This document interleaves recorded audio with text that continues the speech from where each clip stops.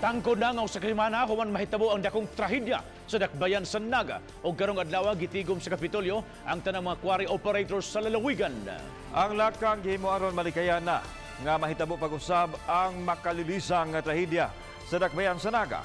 Pasalig usab sa probinsya, makabalik ra sila sa ilang nasuspensong operasyon. Apan, ubos na kini sa usa ka kondisyon. Kun unsa atong sayran sa report ni Nico Sereno. Gipatawag sa Provincial Environment and Natural Resources Office (CONPENRO) ang mga quarry operators sa lalawigan.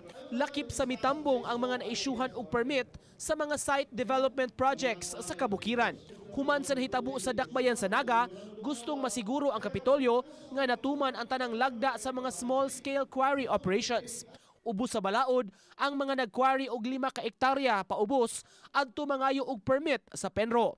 Gipasabot sila kabahin sa balaod og mga abiso alang sa luwas nga pagpadayon sa ilang proyekto. Mitambong sab sa kalihukan si Governor Junjun Davide nga maoy mipagawas og kamanduan nga hunungon una ang mga quarry operations. Concern sa pipila ka mga naisyuhan og permit sa probinsya ang epekto sa pagpahunong sa trabaho sa ilang patigayon.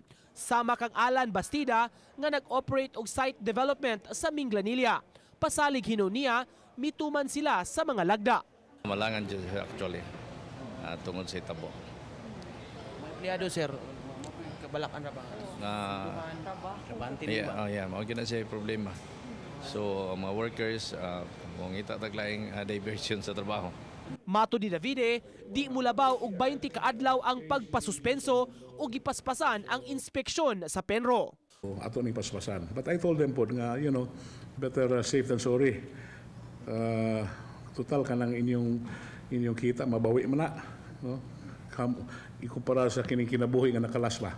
Kung may mga masuta nga kalapasan, pasalig sa gobernador, dili magpanukong mo aksyon. Kung nagi violations, then and then it would kining serious violations. Kung ang recommendation is a revocation or the cancellation of the permit, then we will do that, no? If necessary. If the circumstances warrant. Lakip sa gidapit kaganiha ang kadagkuan sa Mines and Geosciences Bureau o MGB nga mipasabot sa standards sa industriya pagsiguro sa proteksyon sa kalikupan. It should start from the brain of the owner. If he has that or he or she has that conviction to have a safe operation, then indeed all will follow. Nico Sereno, Balitang Bisdak.